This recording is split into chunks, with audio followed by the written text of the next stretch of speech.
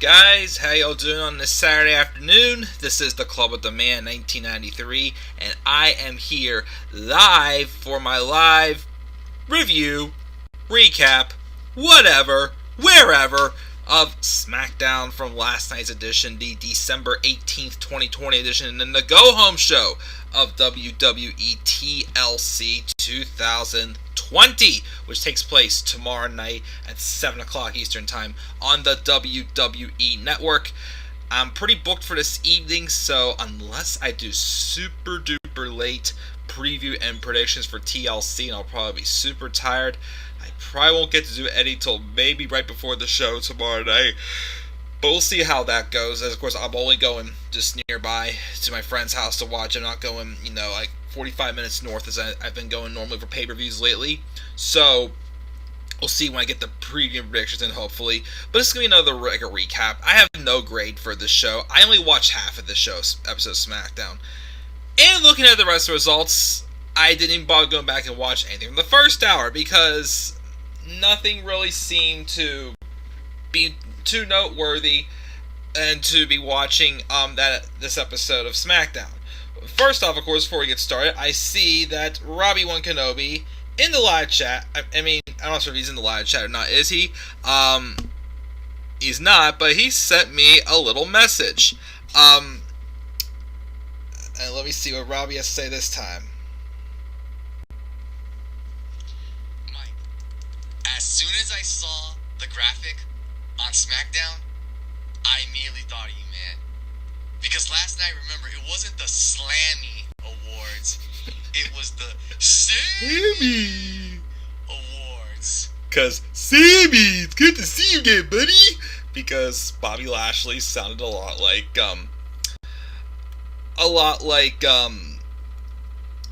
Barney when they feuded in 2018. Of course, they just had another feud recently. Yeah, so I did see the Sammy Awards part, but again, I literally only watched the second hour of SmackDown last night, because the first hour, my parents and I were busy singing Christmas carols for a CD we're putting together for one of my distant relatives. Usually every year around Christmas, we go visit some of my distant relatives, and one of them we always sing her some Christmas songs. So this year,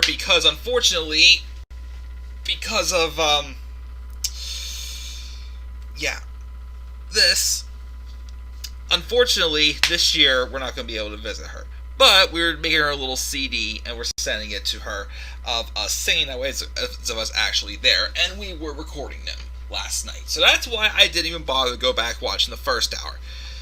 This show just looked like a show that didn't need to happen.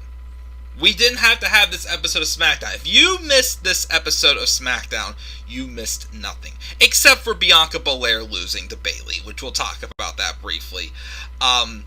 Even the stuff with Roman Reigns and Kevin Owens didn't really catch my attention. And you want to know why? Was it good? Yeah. But what's the problem?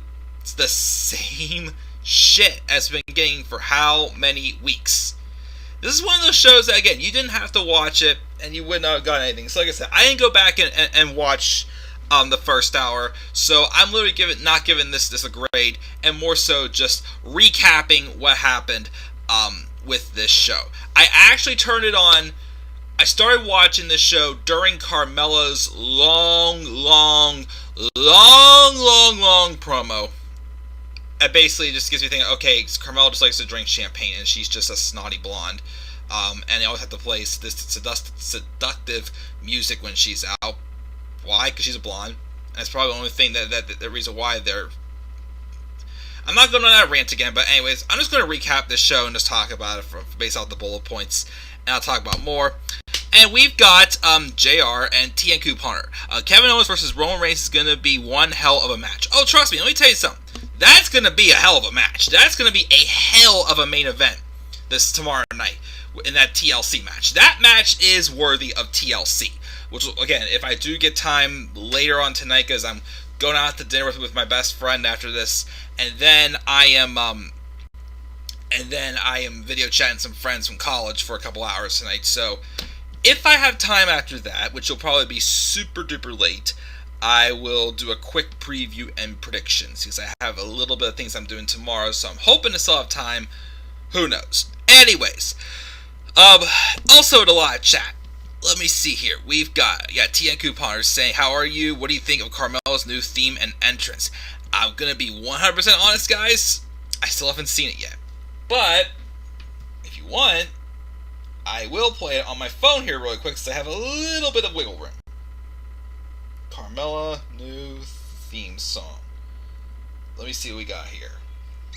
After this advertisement, again, the last 2 weeks of SmackDown, I have not been able to watch live, so I will see what I get here from this video. Because right now, again, all I'm getting out of this gimmick is just a hot blonde being emphasized how hot she is, and all she does is drink champagne, and she has that random associate. What the hell? So a cage. What the heck?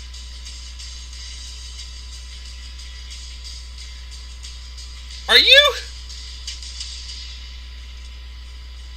Okay, the fact that she wasn't shaking her butt into it.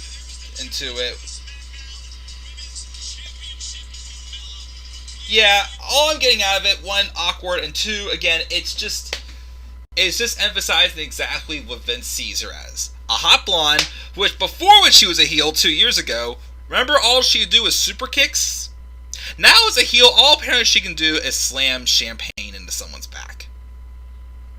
And again, a lot of you people in a lot of chat are saying she's just a blonde Sasha Banks. She's just a blonde.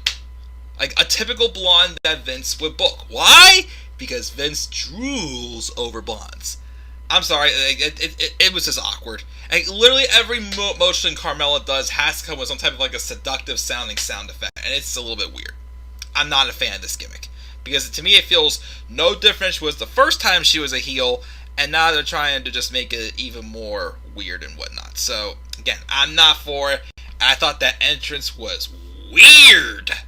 And also, if they could get rid of the strippers on Raw Underground, how did they allow an entrance like that? Even though, again, when they pulled down the curtain, she was still facing it. So it was weird. Definitely a very weird entrance. And as Robbie says, hashtag Champagne Carmella. That's what she is.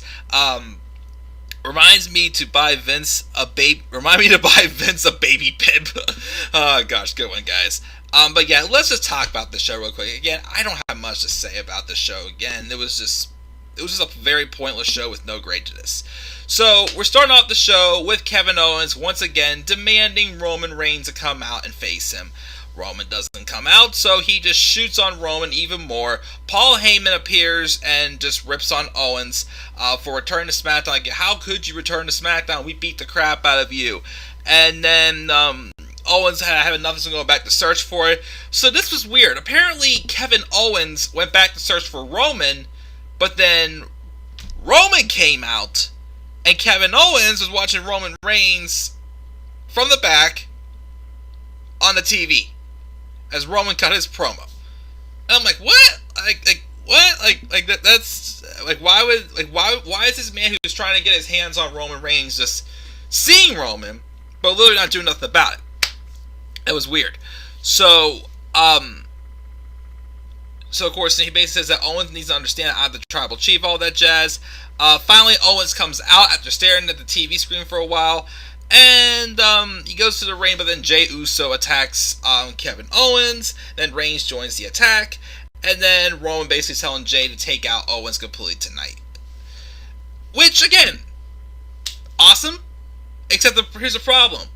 We have seen this how many times the past several weeks? That's the story. Kevin Owens does not fear Roman Reigns. Yet Roman Reigns continues to beat the crap out of him. And Kevin Owens is just not staying down. We're getting the same thing over and over and over and over again. And the same thing was addressed later on in the show. At the end of the show, probably needed to fill something out. Kevin Owens came out. Roman Reigns and Jey Uso beat the crap out of Owens 2-on-1, buried him under a bunch of tables, ladders, and chairs, yet Owens just emerge victorious outside of it, and has basically said the same thing to Roman and whatnot. Again, great fire from Owens, great promos. It's just, once again, it's no different than we've been seeing the past several weeks. Was it good? Yes, but once again, same thing. So we had that. We had that story going on throughout the night.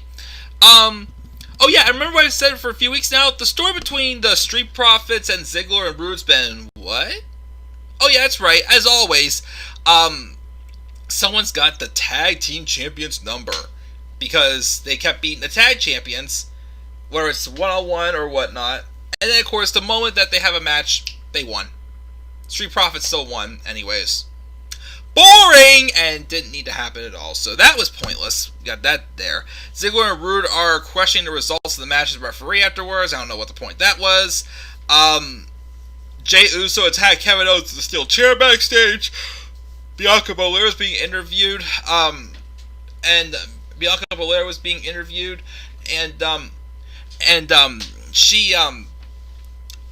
Basically, she's just questioning why does Bayley call herself a role model because they have a match later on in the show. That was basically the main event match, even though it wasn't the last thing on the show. The last thing was Kevin Owens and Roman Reigns confront each other one last time, doing the same thing they've been doing for how many weeks. Again, which is still fun stuff, but once again, same thing. Anyways, so that happens. Then the Riot Squad took on Billie Kay and Tamina and won by pinfall. Once again, why the hell did we split up the Iconics when they're still participating in tag matches all the time? I mean, okay, it's the first time we've seen Billie Kay teaming up with someone random like Tamina. But yet on Raw, we have Peyton Royce teaming up with Lacey Evans.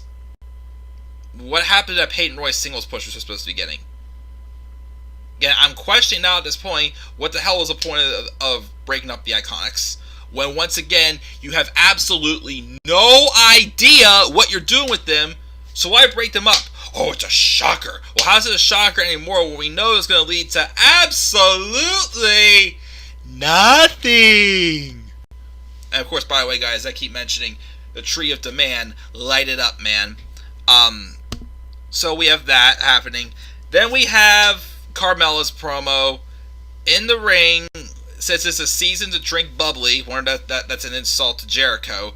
And she starts insulting Sasha Banks and starts cutting out some promo. Basically, from what I got from this promo, it sounds like that they're making the match between Sasha Banks and Carmella on Sunday, where Sasha Banks can lose the championship to disqualification. And there's been some feuds like that. It's, you know, again, I always find that match stupid. There's some people, I think, that have been able to play the role right. Like, of course, most of you know where I'm going with this. Probably my favorite one to me was WrestleMania 28, CM Punk and Chris Jericho, where, of course, Chris Jericho is just being the perfect dick asshole of a heel to try to piss off CM Punk to make him lose. Because, of course, John Laurinaitis hated CM Punk, so he took full advantage of Punk's anger to get the title off of him. And of course, Chris Jericho is in the ring going, "Hit me in the head, Punk! Hit me in the head, Punk! Your father's a drunk, Punk! Your father's a drunk! Hit me in the head!" But why does Carmella and Sasha Banks have to be that? You know, besides slamming a champagne bottle every week into the back of Carmella's back, what has Carmella really done to piss off Sasha Banks that bad? Like, it. To me, again, it's typical, you know, I'm better than you. You're not the boss, I am. Typical booking. Like I said, it's bland. So what's the point of this being a match with, you know, Sasha Banks losing the title to disqualification? Starting to make me think they may be putting that belt on Carmella.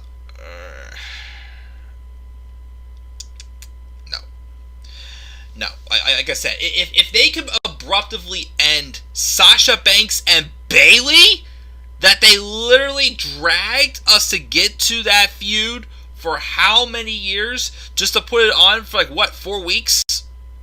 Like, is that how long the feud was? Like, literally 4 weeks? Almost 2 months? Not even 2 months! So, why are we then continuing a feud that had a ton of mileage to it? I'm sorry, ending a feud that had a ton of mileage to it, and then now we're possibly dropping the title to Carmella, and what's that going to do? Who's going to want to see Bianca Belair versus Carmella at WrestleMania? Even though that may not be the plan now because of what happened in the main event match, but who's going to want to see Carmella and Bianca Belair at WrestleMania? I tell you, it's not going to be me. At this point, again, if they're not going to do Sasha Banks and Bayley, the match has to be Sasha Banks and Bianca Belair. That's the match for Mania. But you're going to, what, put the title on Carmella and give it to, like, why? Because she's a blonde? She's a blonde that literally can do nothing except just slam champagne bottles in somebody's back? That's all I get out of this gimmick. So we have that. Jey Uso sends Kevin Owens to a table backstage. So more hell is going through. And then Otis defeated Shinsuke Nakamura. Another name, again, love Otis. Funny guy. But, once again, as I keep saying, and it's a hopeless thing, a guy like Otis should not be defeating Shinsuke Nakamura! He's an afterthought. Just a total, again, Nakamura's a total afterthought. A freaking god in NXT, god in New Japan, and again, just a freaking afterthought in the main roster. I still can't get over that. So we got that. And of course, another thing actually we did not get on the show though, apparently. Nothing with King Corbin, and nothing with King Corbin and his Knights of the Lone Wolf, and nothing with the Mysterio family. So no more awkward segments with Buddy Murphy and Aaliyah Mysterio. Maybe they got old of it and took them off TV. Just maybe. Who knows?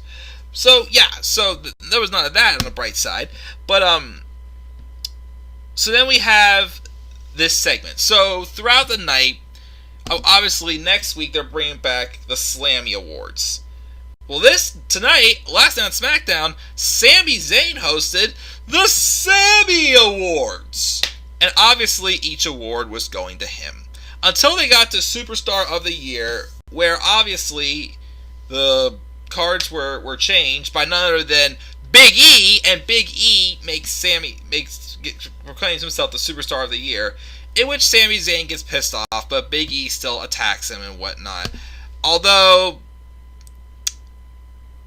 again, I have two problems with this. One, before they completely, split up New Day with Kofi and Xavier going to Raw, Big E was having this gimmick where it's like he was still acting goofy, but then like he was slowly shedding off the goofiness and showing that more serious side. And I enjoyed that serious side.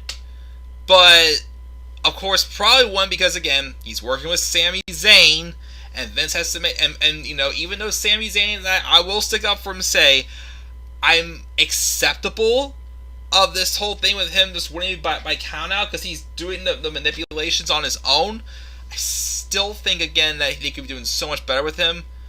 But I also think they're bringing too much comedy back into Big E. So big, and I don't like that. Again, if Big E is going to be Intercontinental Champion, I think, again, and get this singles push, they need to wear off on the comedy for Big E. They have to. And then my other thing is okay, so Big E lost by countout last week, right? Well, then Daniel Bryan also lose by countout. Apollo Crews lose by countout. All these other guys losing the countout. Yet, I mean, even though I want to see it happen, why is Big E getting another shot for the IC title? What's the difference between Daniel Bryan losing to Sami Zayn or Apollo Crews with Sami Zayn the same way that Big E lost to Sami Zayn? It doesn't quite make sense to me. But whatever. So Big E is probably still in line to get an IC title shot.